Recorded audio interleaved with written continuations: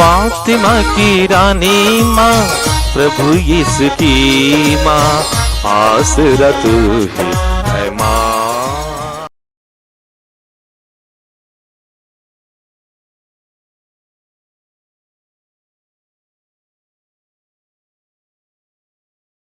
पहला पाठ रोमियो के नाम संत पौलुस का पत्र, अध्याय 8, पद संख्याएं 18 से 25 तक। मैं समझता हूँ कि जो महिमा हम में प्रकट होने को है, उसकी तुलना में इस समय का दुख नगण्य है, क्योंकि समस्त सृष्टि उत्कंठा से उस दिन की प्रतीक्षा कर रही है जब ईश्वर के पुत्र प्रकट हो जाएंगे। यह सृष्टि तो इस संसार की आसारता के अधीन हो गई है,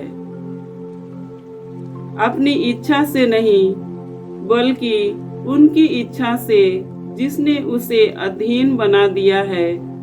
किंतु यह आशा भी बनी रही कि वह आसारता की दास्ता से मुक्त हो जाएगी और ईश्वर के पुत्रों की महिमामय स्वतंत्रता की सहभागी बनेगी। हम जानते हैं कि समस्त सृष्टि अब तक मानो प्रसव पीड़ा में करहाती रही है, और सृष्टि ही नहीं, हम भी भीतर ही भीतर करहाते हैं। हमें तो पवित्र आत्मा के पहले कृपादान मिल चुके हैं, किंतु हम ईश्वर की संतान होने के नाते अपने शरीर की मुक्ति की राह देख रहे हैं। हमारी मुक्ति अब तक आशा का ही विषय है। यदि कोई वह बात देखता है जिसकी वह आशा करता है, तो यह आशा नहीं कही जा सकती है। जिस बात को कोई देखता है, वह उसकी आशा कैसे कर सकता है? हम उसी की आशा करते हैं जिसे हम अब तक नहीं देख सकते हैं। इसलिए हमें धैर्य के साथ उसकी प्रतीक्षा करनी पड़ती है। प्रभु की वाणी। ईश्वर को धन्यवाद। भजन अनुवाक्य। ईश्वर ने हमारे लिए अपूर्व कार्य किए हैं। ईश्वर ने हमारे लिए अपूर्व कार्य किए हैं। प्रभु जब सियोन के निवासितों को वापस ले आया, तो हमें लगा कि हम स्वप्न देख रहे हैं। हमारे मुख पर हंसी खिल उठी और हम आनंद के गीत गाने लगे। अनुवाक्य। ईश्वर ने हमारे लिए अपूर्व कार्य किए हैं। ईश्वर ने हमारे लिए अपूर्व कार्य किए हैं। गैर यहूदी आपस में यह कहते थे, प्रभु ने उसके लिए अपूर्व कार्य किए हैं। उसने वास्तव में हमारे लिए अपूर्व कार्य किए हैं और हम अत्यंत आनंदित हो उठे। अनुवाक्य। ईश्वर ने हमारे लिए अपूर्व कार्य किए हैं। ईश्वर ने हमारे लिए अपूर्व कार्य किए हैं। हे प्रभु, मरुभूमि की नदियों की तरह हमारे निवासितों को वापस ले आ। जो रोते हुए बीज बोते हैं, वे गाते हुए लूनते हैं। अनुवाक्य। ईश्वर ने हमारे लिए अपूर्व कार्य किए हैं। ईश्वर ने हमारे लिए अपूर्व कार्य किए हैं। जो बीज लेकर चले गए थे, जो रोते हुए चले गए थे, वे फूले लिए लौट रहे हैं, वे गाते हुए लौट रहे हैं। अनुवाक्य। ईश्वर ने हमारे लिए अपूर्व कार्य किए हैं। ईश्वर ने हमारे लिए अपूर्व कार्य किए हैं। जय घोष। हालेलुया। हे पिता, हे स्वर्ग और पृथ्वी के प्रभु, मैं तेरी स्तुति करता हूँ, क्योंकि तूने राज्य के रहस्यों को निरे बच्चों के लिए प्रकट किया है। हालेलुया। प्रभु आप लोगों के साथ हो और आपकी आत्मा के साथ।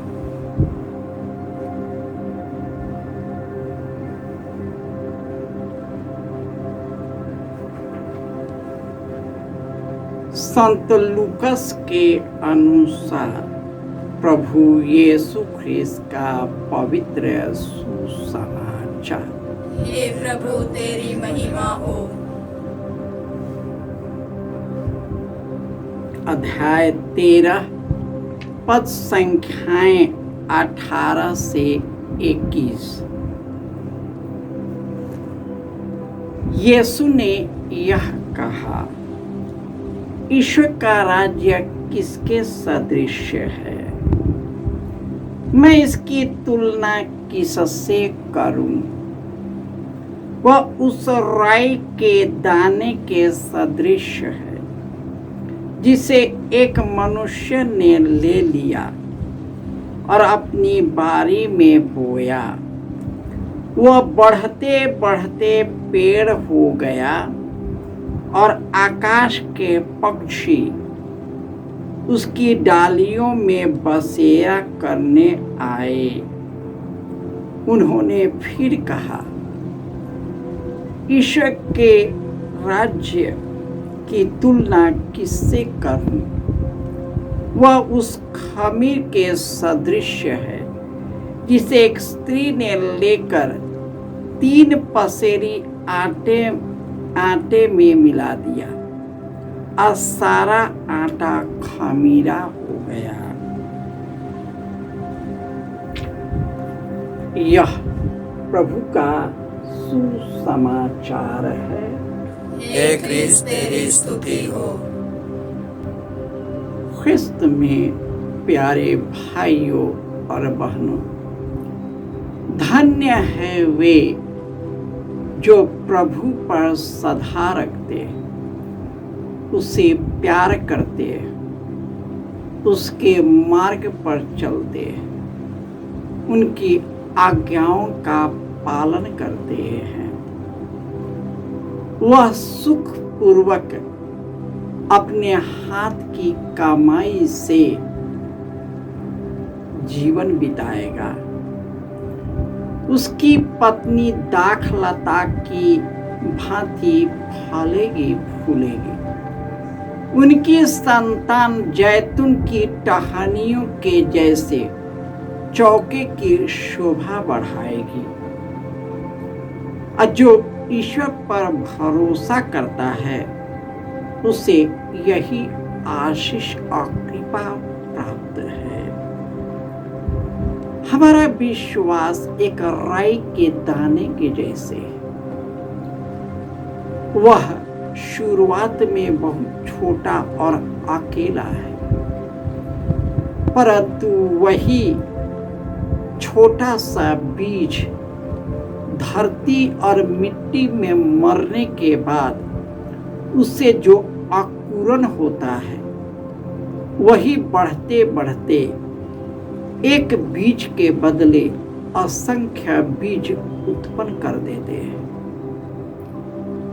और प्रभु यीशु कहते हैं, मैं यही चाहता हूं कि तू बहुत फल उत्पन्न करो और तुम्हारा फल बना रहे। प्रेम का खमीर, दया का खमीर, सेवा और करुणा का खमीर, क्षमा का खमीर, भाई बंधुता का खमीर से सबों को खमीरा कर दे, ताकि सबों की जिंदगी खुशहाल और सुखमय रहे। ईश्वर यही चाहता है कि हम सभी खुशहाल और सुखी रहे। संत पौलुस कहते हैं कि ईश्वर की महिमा के आगे इस संसार का दुख तकलीफ नगण्य है, क्योंकि हम उस दिन की उत्कंठा पूर्वक प्रतिष्ठा करते हैं जब प्रभु यीशु महिमा के साथ आएगा और अपने महिमामय शरीर के अनुरूप हमें बनाएगा, और फिर हम कभी नहीं मरेंगे। हम ईश्वर के साथ आनंदित रहेंगे। उसमें ना दुख होगा, ना तकलीफ होगा, ना परेशानी होगी, ना चिंता होगा और ना कोई बीमारी हम पर हावी होगा। हम सभी ईश्वर में आनंदित रहेंगे। यीशु उसी दुनिया के बीज को हमारे जीवन में बोकर गया है। यदि हमारे शरीर के धार्मिकता पर, आध्यात्मिकता पर, विश्वास और भरोसे पर, जीवन की आत्मा पर यदि नहीं बोया गया तो वह बीज नष्ट होता है और फलदायी नहीं होता। अतः यीशु जैसे कहा है, जिसमें मैं रहता हूँ और जो मुझ में रहता है वही बहुत फल उत्पन्न करता है। तुम मुझसे जुड़े बिना कुछ नहीं कर सकते। हम इसलिए नहीं अपने जीवन में उठ पाते हैं, पवित्रता का जीवन नहीं जी पाते हैं, क्योंकि हमारी जिंदगी यीशु से, उनके शाश्वत वचन से, उनके मार्ग से दूर हो गया है और हम इस संसार के असारता में हम रम जाते हैं और हमारी जिंदगी उसी के तरह बन जाती है, बुराई पर चलने लगती है और वही बुराई हमारी मृत्यु का कारण बन जाती है।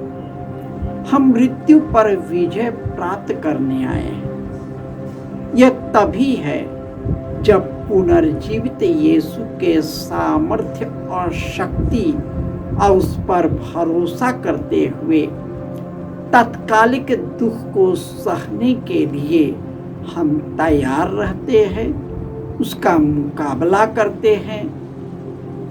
ईश्वर हमारे जीवन को अपने मार्ग की ओर बढ़ाता है, क्योंकि उसने अपनी सहायक पवित्र आत्मा को दिया है, जो सदा सर्वदा हमारे साथ रहता है, हम में निवास करता है और यीशु और पिता की ओर उन्मुख करता है। जय यीशु।